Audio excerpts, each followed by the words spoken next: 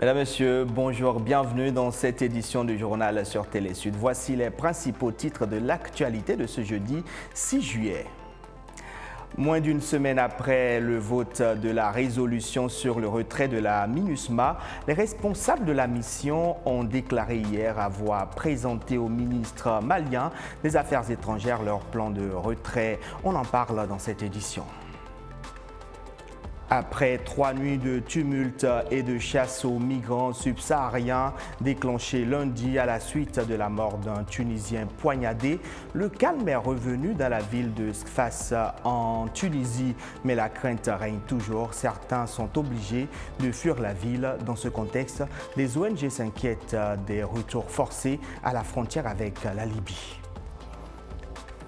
Et cette bonne nouvelle sur le plan sanitaire, quelques 18 millions de doses du premier vaccin anti-paludique vont être acheminées dans 12 pays d'Afrique jusqu'en 2025, annonce faite hier par l'OMS. La MINUSMA s'active pour son départ définitif du Mali. Hier, la mission a annoncé avoir présenté son plan de retrait lundi au ministre malien des Affaires étrangères. La délégation onusienne qui a rencontré le ministre Abdoulaye Diop a été conduite par le chef de la MINUSMA en personne. Mathieu Nicolas pour les détails. C'est à la demande de la MINUSMA que les autorités maliennes ont accepté de discuter du plan de retrait de la mission onusienne du pays. Même si rien n'a filtré, l'ONU indique que la réunion aura permis de discuter d'un retrait ordonné et sûr de la mission au 31 décembre 2023. Retrait du personnel civil et en uniforme, transfert des tâches, logistique ou encore sécurité. Les défis sont nombreux, mais l'ONU se dit déterminée à les relever. La MINUSMA, les Nations Unies sont déterminées à assurer la réalisation de ce plan de retrait dans les délais qui ont été stipulés. Et pour cela, nous aurons besoin de l'accompagnement et du soutien de l'État malien. Cette première réunion illustre cette volonté forte d'aller de l'avant. Le processus de retrait va demander du temps et beaucoup de travail. Les autorités maliennes se sont engagées à faciliter la tâche à la MINUSMA. Bamako a promis de prendre toutes les mesures nécessaires pour accéder aux demandes urgentes de la MINUSMA dans l'intervalle, comme l'a exprimé le ministre Abdoulaye Diop. Il y a énormément de choses à faire dans un délai court, ce qui va nécessiter une mobilisation de nos équipes pour pouvoir répondre avec promptitude. Nous nous sommes entendus sur ce qu'il y a lieu de faire et sur le chronogramme que nous devons élaborer immédiatement pour pouvoir aboutir à ce retrait à la période indiquée du 31 décembre 2023. Après 10 ans au Mali, le départ de la mission onusienne exigé par les autorités maliennes de transition a été acté le 30 juin dernier lorsque le Conseil de sécurité, à l'unanimité, a adopté la résolution 2690 qui autorise la MINUSMA à entamer un retrait sûr et ordonné du Mali. Ce retrait pose de nombreuses questions, notamment sur le plan sécuritaire. Beaucoup se demandent comment le Mali compensera-t-il le départ des 15 000 hommes qui composaient la mission. En visite de travail de 2 jours à Niamey, le chef de la diplomatie européenne a rencontré le président nigérien Mohamed Bazoum. Au menu des échanges des questions sécuritaires, de coopération bilatérale et économique. À l'occasion, Joseph Borrell a déclaré que le Niger est un moteur économique pour la région du Sahel. Autre annonce faite par le haut représentant de l'Union européenne, un apport budgétaire complémentaire de 66 millions d'euros au pays. Nous apprécions le partenariat avec le Niger. Le Niger est un partenaire solide, fiable, aussi bien du point de vue politique que sécuritaire. Et nous appuyons énormément avec toutes nos forces au président Bazoum. Nous appuyons sa vision régionale, sa vision du développement économique, qui combine la sécurité avec la croissance, avec l'éducation.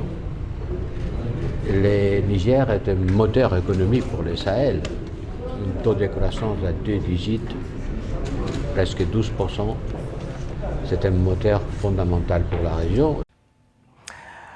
Depuis plusieurs jours, la ville côtière de Sfax en Tunisie est le théâtre d'affrontements entre Tunisiens et migrants subsahariens. Après 3 nuits de tumulte et de chasse aux migrants subsahariens, le calme est revenu dans la ville. Toutefois, des migrants vivent dans la peur alors que d'autres sont obligés de fuir la ville.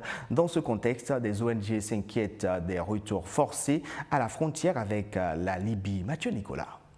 Mardi, beaucoup de Tunisiens sont venus rendre hommage à l'homme qui a perdu la vie la veille avant que son corps ne soit inhumé. La victime, un Tunisien, a été tué lundi lors d'affrontements avec des migrants subsahariens à Sfax, deuxième ville de Tunisie. Pour certains Tunisiens, cette mort a ravivé les tensions suscitées par l'immigration clandestine. Aujourd'hui, nous sommes dans une situation difficile. Il y a un grand nombre de migrants illégaux et cela a augmenté les problèmes qu'il y avait déjà en Tunisie. La nouvelle de la mort du Tunisien s'est rapidement répandue via une vidéo diffusée sur les réseaux sociaux montrant son corps dans la rue et une traînée de sang. La vidéo a suscité un torrent de réactions, souvent au relent raciste, appelant à l'expulsion des migrants africains de Sfax. Dans la nuit de mardi à mercredi, des scènes d'affrontements ont éclaté dans plusieurs quartiers de la ville. Ces tensions exacerbées tirent leurs origines dans les propos de Kais Saied il y a quelques mois. Le président tunisien avait pourfendu l'immigration clandestine, la qualifiant de menace démographique pour son pays. Depuis, beaucoup de migrants s'étaient rendus devant les sièges d'organisations humanitaires et ambassades pour réclamer une chose, quitter la Tunisie au plus vite. Une fuite de gaz a provoqué 16 morts dans un bidonville situé à près de 40 km de Johannesburg en Afrique du Sud. Selon les autorités, 8 hommes, 5 femmes et 3 enfants ont péri dans ce drame. Le bilan fait état aussi de 16 blessés, dont 4 dans un état critique. Khalifa Sall, Karim Wade, Amadou Ba ou encore Barthélémy Diaz, 3 jours après l'annonce de Macky Sall de ne pas se représenter à la présidentielle, une nouvelle question se pose qui pourrait être le prochain président du Sénégal alors que le sort de l'opposant Ousmane Sonko n'est pas encore fixé. Le pays se prépare pour l'après Macky Sall. Mathieu Nicolas. Le Sénégal regorge de leaders capables de conduire le pays vers son émergence. Déclaration lundi soir du président Macky Sall. Justement, depuis son refus de forcer un 3e mandat, une question taraude les esprits. Qui lui succédera au lendemain du scrutin de février 2024 ? La question reste entière, d'autant plus que le chef d'État sénégalais n'a pour le moment désigné aucun dauphin. Mais dans le camp de l'opposition, plusieurs ont déjà affiché leur volonté d'occuper le fauteuil présidentiel. L'ancien Premier ministre Abdoulaye Mbaye, par exemple, ou encore l'opposant Khalifa Sall. Je vous l'avais annoncé il y a quelques mois, je crois. Je vous avais dit que je serais candidat, Inch'Allah, et que c'est politiquement que j'avais été dans cette situation handicapante pour moi, et que je me donnerai les moyens de revenir dans le jeu. Et donc... Frappé d'inéligibilité, l'ancien maire de Dakar et l'ancien ministre Karim Wade attendent la révision de la loi électorale pour faire leur retour dans le jeu politique. Une révision décidée lors du dialogue national, tenu fin juin et qui devrait être lancée cette semaine même, selon l'annonce du président Macky Sall. Je salue les conclusions très positives du dialogue national, dont la mise en œuvre débutera cette semaine par la saisine de l'Assemblée nationale pour la modification de certaines dispositions de la Constitution et du Code électoral, entre autres. À part Karim Wade, Khalifa Sall ou Abdoulaye Mbaye, une autre figure de l'opposition se dégage, le très farouche Ousmane Sonko, adulé par la jeunesse, mais dont la candidature reste en suspens du fait, notamment, de sa condamnation à 2 ans de prison dans une affaire de mœurs. En attendant une réunion prochainement pour choisir un candidat qui aura le soutien de Macky Sall, dans le camp du pouvoir, à 8 mois de la présidentielle, 3 noms circulent. Il s'agit de l'actuel Premier ministre Amadou Ba, du président du Conseil économique, social et environnemental Abdoulaye Daouda Diallo et du ministre de l'Agriculture Ali Ngouille Ndiaye. 18 millions, c'est la quantité de doses du premier vaccin antipaludique que doivent recevoir jusqu'en 2025 12 pays d'Afrique. L'annonce a été faite mercredi par l'OMS, l'UNICEF et Alliance Vaccin. L'acheminement de ces vaccins contribuera fortement à lutter contre cette maladie qui continue de provoquer des centaines de milliers de morts sur le continent. Soukaina Skalissal. C'est l'une des maladies les plus meurtrières sur le continent africain, le paludisme. Chaque année, il tue près d'un demi-million d'enfants de moins de 5 ans. Pour continuer à lutter contre la maladie, l'OMS a annoncé que quelques 18 millions de doses du premier vaccin antipaludique RTSS vont être acheminées dans 12 pays d'Afrique jusqu'en 2025. En tant que premier vaccin contre le paludisme, le vaccin RTSS a maintenant été distribué à plus d'1,6 million d'enfants au Ghana, au Kenya et au Malawi. Il s'est avéré sûr et efficace, entraînant une réduction substantielle du paludisme grave et une baisse des décès d'enfants. Le vaccin RTSS, mis au point par le groupe pharmaceutique britannique GSK, a déjà été administré à plus de 1,7 million d'enfants dans 3 pays africains, le Ghana, le Kenya et le Malawi, dans le cadre d'un programme pilote. Le vaccin contre le paludisme est une véritable avancée pour la santé et la survie des enfants. C'est le premier vaccin contre un parasite et c'est la chose qui tue les enfants en Afrique et c'est le vaccin qui est si demandé, avec de nombreux pays qui demandent ce vaccin. Donc c'est une nouvelle très positive que les allocations soient faites. À ce jour, près de 30 pays africains ont indiqué vouloir recevoir des doses. En plus des 3 pays tests qui continueront à recevoir le vaccin, 9 autres pays bénéficieront des doses, parmi lesquels le Bénin, le Burkina Faso, le Burundi ou encore le Cameroun. Les premiers vaccins devraient arriver au cours du dernier trimestre 2023 pour être déployés début 2024. Dans le reste de l'actualité, commenté par Noël Ndong et monté par Yanis Fochin, le Kenya qui reporte la réouverture de sa frontière avec la Somalie après des attaques, l'Ukraine qui enregistre au moins 4 morts dans une frappe russe à Lviv et pour finir, Meta qui lance son nouveau réseau social dénommé Threads. C'est parti. Le Kenya a décidé mercredi de reporter son projet de réouverture progressive de sa frontière avec la Somalie en raison de la multiplication des attentats perpétrés le long de cette frontière par les terroristes du groupe Al-Shabaab.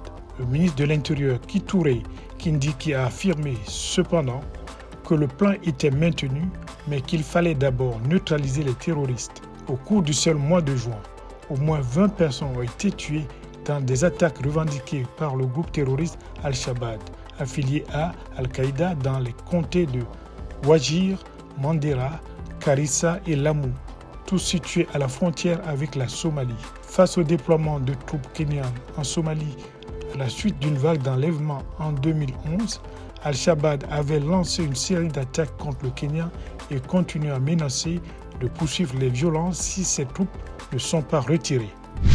Au moins 4 personnes ont été tuées et plusieurs blessées ce jeudi lors d'une frappe aérienne russe contre un immeuble résidentiel dans la ville de Lviv, dans l'ouest de l'Ukraine.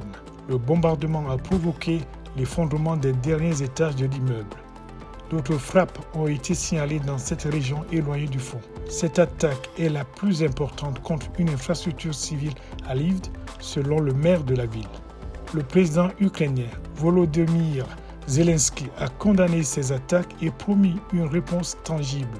Éloigné de plusieurs centaines de kilomètres du front, Lviv et sa région ont été à plusieurs reprises la cible d'attaques depuis l'invasion russe de l'Ukraine du 24 février 2022. Le PDG de Meta, Mark Zuckerberg, a dévoilé mercredi son nouveau réseau social baptisé Threads, inspiré de Twitter, mais qui vise en même temps à concurrencer Twitter. Dès le lancement, Mark Zuckerberg a reçu sur son compte Threads plusieurs milliers de likes en quelques minutes, signe du démarrage en trompe de ce nouveau venu des réseaux sociaux. Un engouement confirmé. 7 heures après sa mise en ligne, 10 millions d'utilisateurs s'étaient inscrits. S'il était acquis que le site ne serait pas accessible en Union européenne, Meta n'a pas communiqué davantage sur sa disponibilité ailleurs qu'aux États-Unis. Pendant 48 heures, la ville de Jénine en Cisjordanie, occupée, a été le théâtre d'une opération militaire d'envergure de l'armée d'Israël. Cette opération, qui s'est achevée hier, a provoqué la mort d'une douzaine de Palestiniens et d'un soldat israélien. Selon les autorités palestiniennes, 80% des maisons dans la ville ont été endommagées par les frappes. L'ambassadeur de la Palestine aux Nations Unies demande à ce que l'ONU tienne Israël pour responsable de ce qu'il qualifie de raid barbare sur Jénine. Nous voulons que les responsables des crimes commis, à savoir le lancement de roquettes et la destruction des maisons dans le camp de réfugiés à Jénine, soient tenus responsables et confrontés aux crimes qu'ils ont commis contre le peuple palestinien. Car sans responsabilisation, ils continueront à répéter ces crimes odieux contre le peuple palestinien. Une page se tourne après 27 ans de service et de report de son ultime vol. La fusée Ariane 5 a tiré sa révérence mercredi soir en Guyane française. Mais avant, elle a réussi sa dernière mission en envoyant en orbite un satellite français et un allemand. On retrouve Laurent Leleu pour plus d'explications. Après 27 ans de bons et loyaux services et un ultime lancement réussi, le 117e de son histoire, la fusée Ariane 5 a fait ses adieux mercredi soir en propulsant 2 satellites en orbite depuis le centre spatial guyanais de Kourou. Des adieux chargés d'émotions pour tous ceux qui ont contribué à son succès. C'est émotionnel. Ariane 5 a été le fer des lancers de la souveraineté de l'Europe dans l'accès à l'espace. Et cependant plus d'un quart de siècle. Donc c'est assez émotionnel. La fusée Ariane, dont la conception a impliqué 12 pays, est considérée comme l'épine dorsale de l'espace européen. Son dernier vol réussi ne saurait faire oublier ses premières années éprouvantes, marquées par une explosion peu après son décollage lors de son vol inaugural en 1996 et un autre échec en 2002.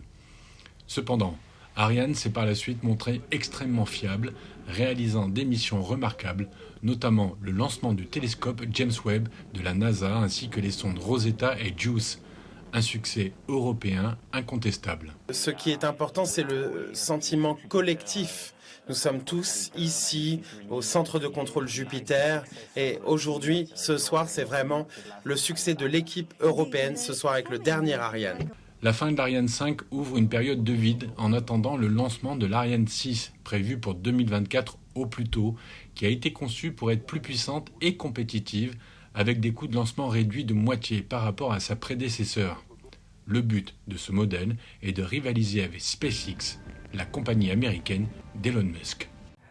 C'est un retour aux racines paternelles pour le footballeur français Kylian Mbappé. L'attaquant star du PSG et capitaine de l'équipe de France est attendu ce jeudi au Cameroun pour une visite événement.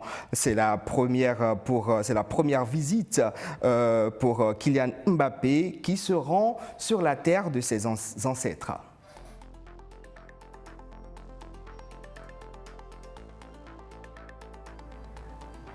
C'est sur ces images que nous achevons cette édition. Heureux de vous l'avoir présentée. Retrouvez Soukaina Skali pour la grande édition du soir. Au revoir.